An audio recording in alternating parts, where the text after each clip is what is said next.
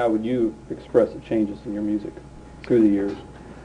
Well, basically, it depends on people that obviously that listen to the band. The change really that has come in recently came in on Chris McVie, John McVie, and myself, which basically has been the basis of the band for about 5 years at any rate. And then prior to that, myself and John were the rhythm section. John plays bass, I play the drums. And the changes are purely writers that come into the band, like Stevie and Lindsay both write. There is definitely a strain of Fleetwood Mac through the whole thing, although there's been a lot of different styles of music. But it really depends on the listener rather than the people in the band to relate to how they feel about it.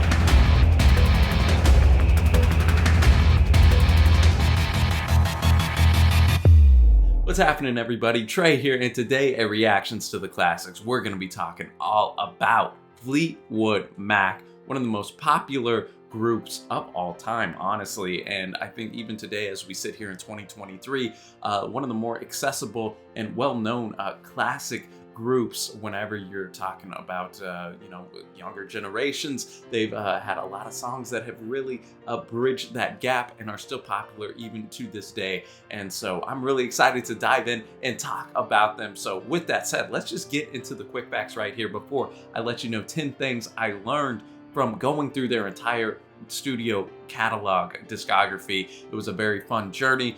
17 studio records officially, also threw in a live record to listen to. I always like to hear a band live whenever that option is available. And then at the very end, I'll let you know my rankings for my favorite songs, as well as ranking all 17 of those studio albums. So with that said, let's just get into the facts of the band, because, oh boy, there are so many interesting tidbits and a varied history of this group. You know, when you think Fleetwood Mac, I think the image that pops up into a lot of people's heads is that Lindsey Buckingham, Stevie Nicks, Christine McVie, Mick Fleetwood, and John McVie lineup that was on, of course, Rumours and the 1975 self-titled record. That is the classic Fleetwood Mac that we think of, and yet there was so much more that happened before that that is worth noting and has just as many maybe juicy tidbits of the relationships that were working in there as that Buckingham and Nicks era had. So with that said, they are one of the most enduring bands of their era. They have a plethora of classic albums and songs, and they have a history that seems more at home with a soap opera than in the music business. As I noted, they have 17 studio records,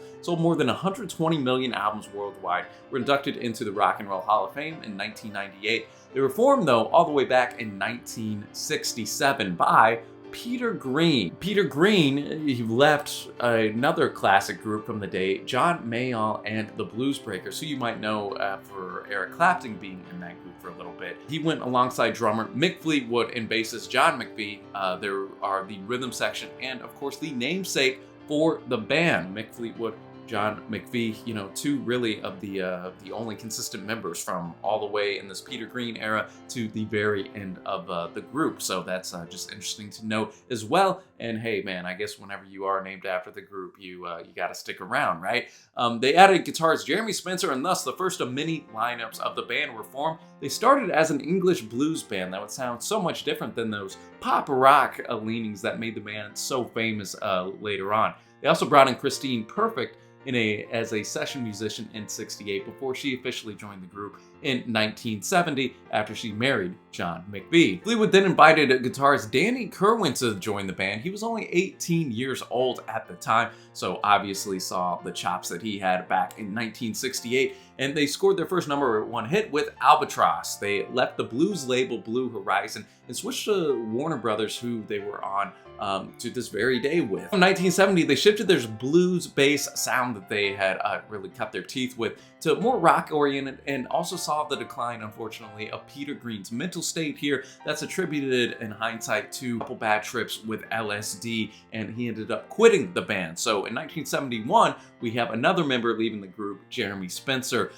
and he left in the middle of touring and joined a religious group called the Children of God. So then they had to recruit guitarist Bob Welch onto the scene, who replaced Spencer in 1971.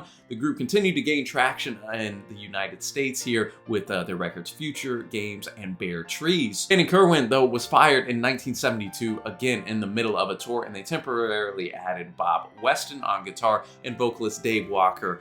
In this time, relational issues arose as Bob Weston had an affair with Mick's wife, Jenny Boyd, which led to Weston's firing in 1973. You got the timeline at home, people, kind of in your mind. I know there's a lot of names going on, a lot of firings happening in the middle of the tour, and that's why I said I was very interested as I was going through the history of the band to hear about how much drama there was even before, you know, the classic drama era of the Buckingham Nicks. After temporarily disbanding after this, the band moved their headquarters from England to America, started to manage themselves in 1974. Bob Welch then departed the group, and Mick Fleetwood ran into Lindsey Buckingham at Sound City Studios, where he offered him a place in the band on spot after hearing Buckingham's song Frozen Love.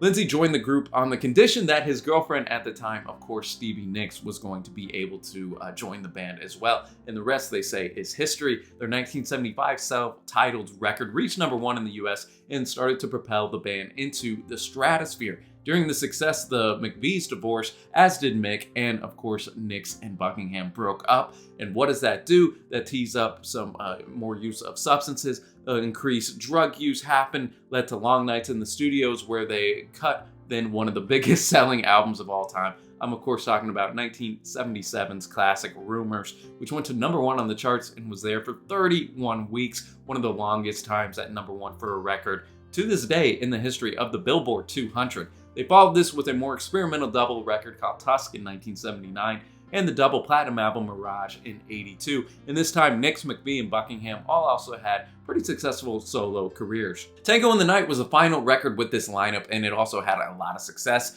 They had a heated argument, though, with Lindsey Buckingham at the focal point of that. He left in 1987, was also then replaced by guitarist Billy Burnett and Rick Vito, which recorded one album as the lineup of Behind the Mask, which, if you've never heard it, let's just say you're not missing anything. Nicks left the group in 91, and the group's success started to wane throughout that 90s period before disbanding in 1995.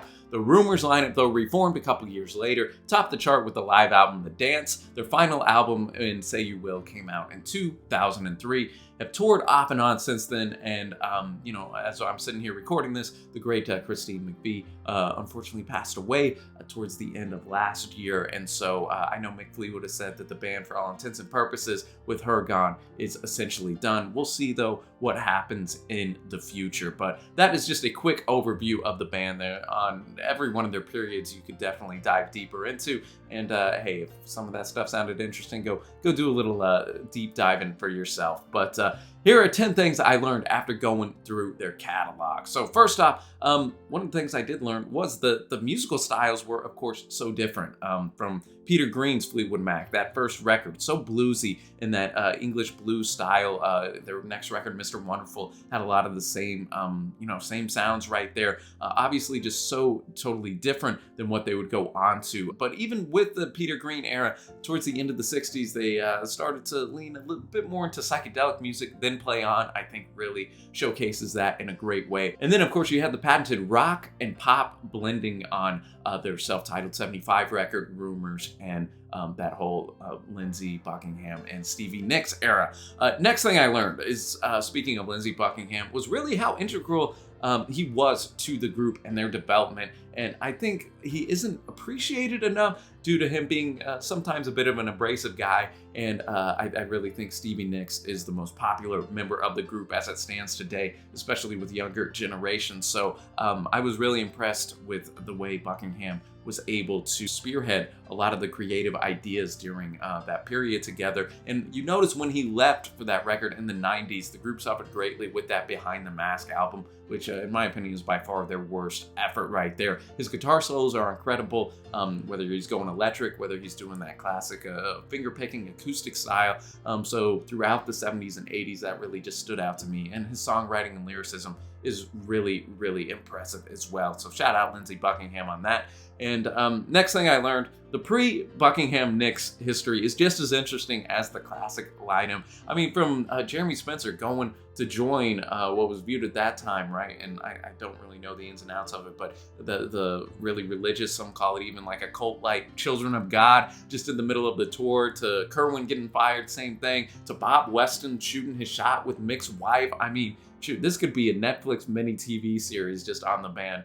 And I think that would make for some interesting viewing right there, just because there is so much drama surrounding this band. So I know, like I was saying earlier, a lot of the shine goes to that Buckingham Nicks era, but there's just there's some juicy tidbits in the Peter Green era as well. Another thing I learned going through the discographies, it's always so fun going chronologically to hear the band progress and how styles have changed. But landing on Rumours, a record I have heard many, many times, and re-listening to it again, it really just hit me that this is one of those albums I literally could listen to for the rest of my life, like every single day. And it's just such a great album. I mean, I know I'm a broken record on that, and it holds up so well throughout the decades. And it's one that I think will continue to just be in the musical consciousness and landscape as the decades go on. Another thing here I learned, the harmonies from Buckingham, McVie, and Nicks are amongst the best you're ever gonna hear, especially too, we know the Buckingham Nicks harmonies, but also a lot of the Buckingham and Christine McVie harmonies really impressed me just going through their catalog as well. Bonus points when this would happen, of course, in a live setting. I'd encourage you to look up some Fleetwood Mac mid to late 70s live performances, and you could sense, Stevie glaring into Lindsey's soul whenever they were harmonizing on certain tracks. Makes for some great viewing right there. You can only imagine those conversations that happen in the back. Another thing I learned, Fleetwood Mac is a rare case of a group where their most popular song, which I would say would be Dreams, is actually their best song. I've always been a huge fan of Dreams. One of my favorite songs, not only from the group, it is my favorite Fleetwood Mac song, but also one of my favorite songs of all time. That's really where I fell in love with the group and Stevie Nicks in particular. And yeah, usually a lot of the times I feel with groups, their most popular song, whether it's streaming or chart-wise, maybe isn't their best, it's just maybe their hit, but not the case with Fleetwood Mac. Long live Dreams. All right, another thing that I learned, man, their album covers were always so eye-catching. You never knew what you were gonna get, even from the early days where you have a shirtless Mick Fleetwood on the record, Mr. Wonderful, kind of looking a little bit squirrely at you, to the ornate Then Play On, to later albums that featured cool shots of the band themselves, and that 1975 record. So Rumours, of course, one of the more famous album covers of all time, and even Mirage. I'm a big fan of Mirage, how you have Buckingham Nicks and also Christine on there. And long live the album Penguin as well. John McVie, huge fan of Penguins. Don't know why per se, but you know what? He had enough pull in the band being named after him to just throw a penguin on the album cover for their 1973 record right there. So shout out to the Fleetwood Mac album covers. Speaking of John McVie right there, that'll go into our next point. Though not talked about as much as the front men and women that came in and out of the band throughout the years, John McVie and Mick Fleetwood held together the band, I think, in more ways than one, as not only a solid musical foundation, but also keeping the band going. I'm talking more Mick here in this, and probably managing all of the different tensions and conflicts that would arise throughout the years. I think that's commendable as well. Of course, the epic rhythm section of The Chain. I think you all, if you're familiar with the song, can already hear that bass line going in your mind right now. To Mick's varied percussive performance on the song itself, Tusk, I think that's one of his best performances. I think Fleetwood and McVie were always ready to answer the call, no matter what style the song was or what they needed to bring forth in a particular track or record. A couple more points here. I think throughout their career, Christine McVie, as I was listening to everything, was their most consistent member, and you could argue their most important member from the early days where she was was playing as that session musician all the way back to 1968, as a keyboard player, to growing as a songwriter from the record Future Games and onward. There very well might not have been a group without her. Mick himself even noted, quote, "Christine became the glue that held the band together. She filled out our sound beautifully." I'm glad that the songs Everywhere and Little Lies are two of the group's most famous, and she really had a lot of songwriting credits and co-songwriting credits on tracks like Don't Stop that maybe you don't immediately think of her as, that really helped the band throughout their career, and especially in the 80s as well. And so rest in peace to the great Christine McVie. Fantastic musician, fantastic songwriter. Finally, the thing I learned, I did this in our last video with James Brown. Overrated, underrated, properly rated. I think the Fleetwood Mac at the end of the day is properly rated and get their due as one of the best bands of their era. This was a really fun listening experience, going through everything and listening to the different sounds that the band just explored throughout their career. They have enough variety musically through all iterations of the band, I think, to please fans of various musical styles. Though the Buckingham Nicks lineup I discovered was where, those true gems were at. So that is my 10 things I learned, and here are the albums ranked. My top 10, Rumours at the top, no surprise there. I think that's going to be for a lot of people. Really love the self-titled 75 record, and Tusk as well. Tusk, a bit more experimental, and I think as a double record, maybe if it was trimmed just a hair here and there, it might be in that 2 spot. Speaking of Future Games earlier, I would really recommend going to listen to that if you want to get out of the Buckingham Nicks era of the group. That is fantastic. Love me some Tango in the Night. Then Play On is probably the best Peter Green record if you want to get a taste of that. Say You Will, Mystery to Me, Bare Trees, and Mirage are going to round out my top 10. And here are my top 10 songs as well. In no particular order, though. Dreams is going to be at the top. A lot of common Fleetwood Mac songs that you would expect right here, but I think there's a reason for that. They are just so darn good. And that, my friends, is Fleetwood Mac in a quick nutshell as part of this Legend series right here. I want to know all about your thoughts on Fleetwood Mac down in the comments. What are your favorite records, your favorite songs, and just thoughts on the band overall and their place in history. And if you would like to have your voice heard about the next artist for this Legend series, go over to Patreon, man. You can join the patrons over there. You get early access, the ability to vote in polls such as this one to decide some of the content on this channel and the video directions that we go to. And hey man, you help keep this channel up and going. I'll give you a hint. Next month it's gonna be an alternative rock group. So I'm going to be putting the poll up on Patreon.